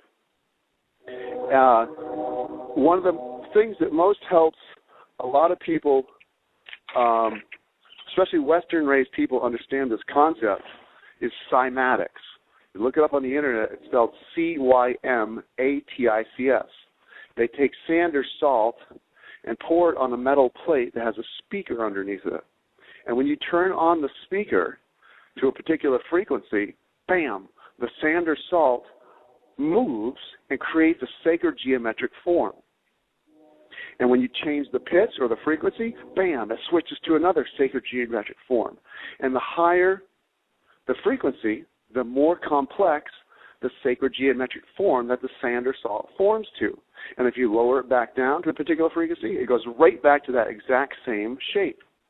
Now, that's all that you are. Remember, there's an infinite scale of shapes and sounds and sizes. Your body shape is a frequency somewhere up on that infinite scale, and the particular sound that you are is your shape.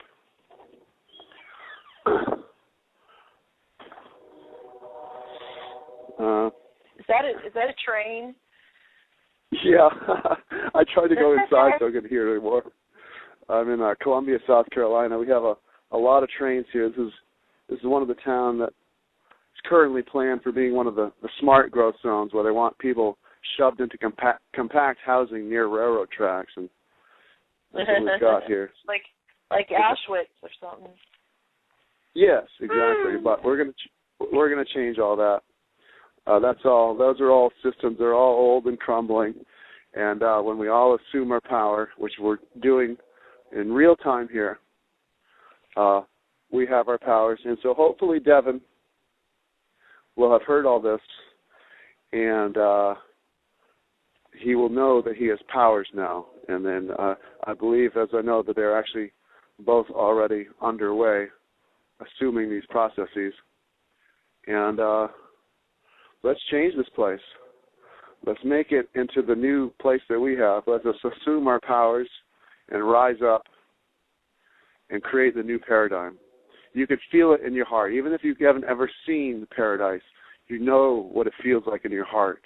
You know that the way this place is, this cruel, evil money system, and people are just trapped with the five senses. And so it makes sense that people are greedy.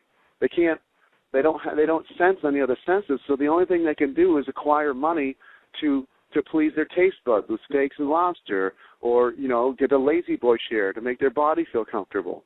But they just don't realize they have much, much higher senses that they can use that give pleasure way beyond eating or sitting in a lazy boy chair. Feel it with your heart. Let us all start forming and feeling the new place in the way that it should be. How about beautiful. That's absolutely beautiful. We have 3 minutes left, so what would you like to do? I don't know. To tell each other how wonderful we are. I like that. I am so honored. You have no idea. This information, I don't think, on a cosmic level, I don't even know if I realize just how enormous this is, what you have just given to us. I mean, William Henry's doing conferences now, charging people hundreds of dollars to come and hear not even half of what you just gave in 2 hours freely. Yeah. You gave the whole ball of wax. Unbelievable. The whole ball of light. On a should whole be ball free. of light. It should be free, and it is free, yeah. and it will continue to be free. Yep. I haven't heard anybody putting these complete things together. There are so few people that know about distilled water, and that's why it is so highly guarded of a secret.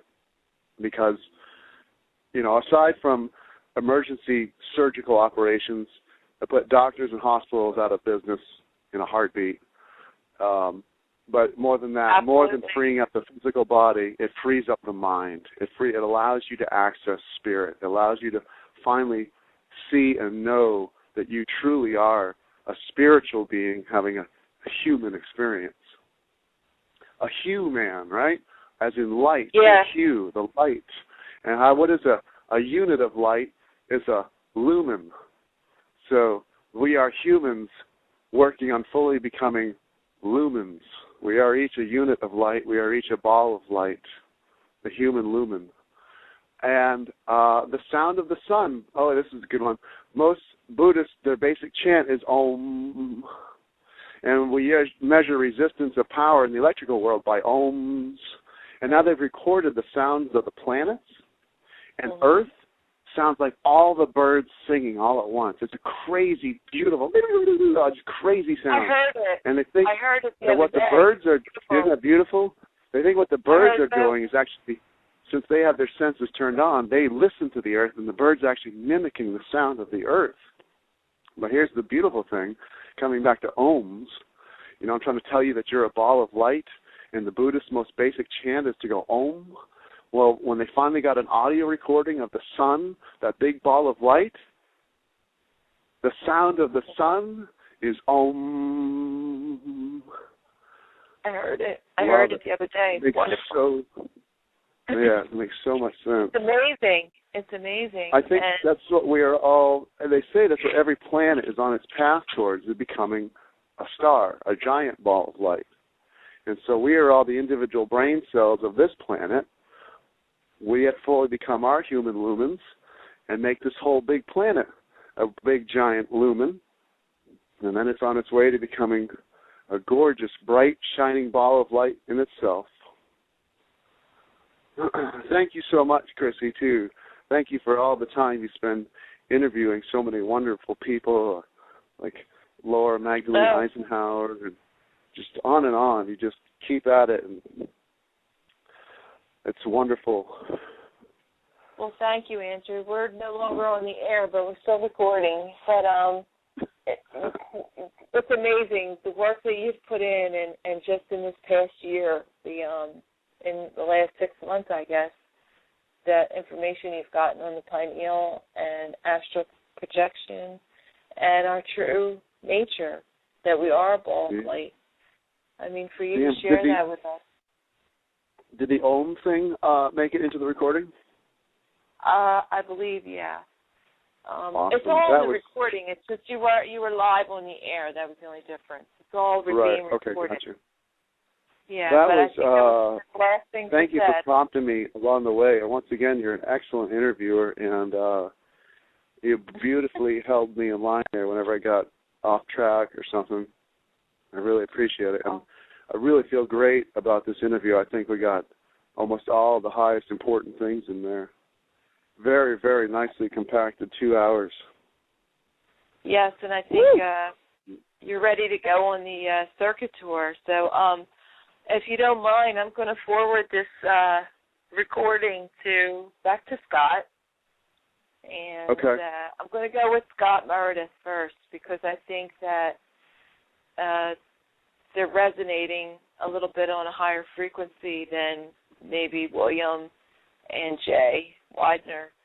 So I think that whatever Karnakam is doing or isn't doing, we all make our own karma. We all work in our own dharma. So whatever we're creating, but I'm going to forward this to Conscious Media Network, and I'm going to keep it on my Facebook page, and I'm going to put it on my blog, and I'm going to make it the featured video when I figure out how to put it on video and put it on YouTube and the television station that I reset up again last night. So oh my God, it'd be so awesome. It'd be so, I wish this could be one of those, if this audio could go with corresponding video images, oh my God. You know what I mean? If you have pictures you want to send, because that's how.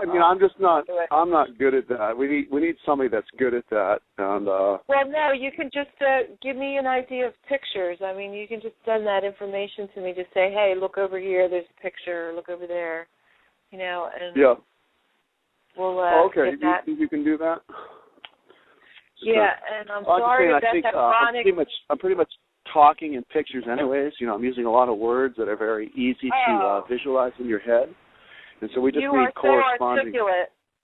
It's beautiful. You're so articulate. I mean, I don't think you give yourself enough credit what you're saying. And you didn't tell the listeners, not that anybody's listening right now, but that when you related about the shaman in Ecuador, that he told you about your past lives. Oh, right. Yeah, that's true. Why this has come into you. Because in your past lives you were a shaman many times. So this is you said a medicine man. I don't know if there's a difference between medicine men and shamans, but he said that he used the term medicine man. Okay. I don't think there is any difference. A shaman is a shaman, and it's all included. You're a wizard. You can run and tell that. Run and tell that. I love that. This is so amazing. I mean, it's like sitting on a gold mine. I mean, who needs money when you have this? Exactly. It's like so who needs phenomenal. gold? That's right. Gold is the most. Gold. That's right. Liquid gold, baby. That's what we pee out, is liquid gold. And we turn into liquid gold in our auras. Yep, absolutely. It's awesome. Yeah. So, Alrighty. if anybody is interested in, let me just add this, if anybody's interested in understanding the process of how to utilize urine therapy. Do you want to talk about that a little bit? And we can have that on the end of this, or do you want to refer them to the original audio and videos that I have already set up? I guess I should probably go now. And I think the books themselves, the basic thing is to drink it and to loop it. And the Egyptian papyrus says the first line of the Egyptian papyrus is, the water of life is given to you. Drink it and bathe with it every day. It doesn't get much simpler than that. Just once a day, just like the supermodel, put on a coat on your body and let it air dry in. And if you got to go out in public and it smells, just do a water rinse. But they usually do it at night and just let it, soak in overnight. Yeah. But the books themselves, and now that they're available online, it's pretty simple. And I love the fact that the creator made it so simple. Well, with that, I'll just say thank you so much. Namaste. Have a wonderful life, Andrew, and we will continue this conversation. Thank you for helping to make my life wonderful, and thank you for giving an Aquarius an outlet to broadcast this information. We could all use this water knowledge now. It's what we need to get us to the next step. It's not the overall answer. It's just part of the path. And we all have it. Give my love to I love you very much. Thank Jesse you so much. And to Susie, and just have a wonderful life, and we'll continue this. It's awesome, and have a great day. And get Jesse. You know what you should do? Get Jesse to do a urine therapy instructional interview. She's even a much better speaker than I am. She's a fantastic Okay, that'll orator. be follow-up. Absolutely. Okay, cool. well, that'll be my next goal. Thank you. Thank you for your time. Okay, Christy. Thank you for your knowledge. Take care. Thank you, universe. Bye. Light bodies. Bye-bye.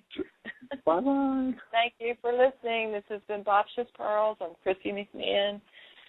We're leaving you live from Columbia, South Carolina, and Bristol, Pennsylvania. And the sun is shining now because we're all illuminated. Peace.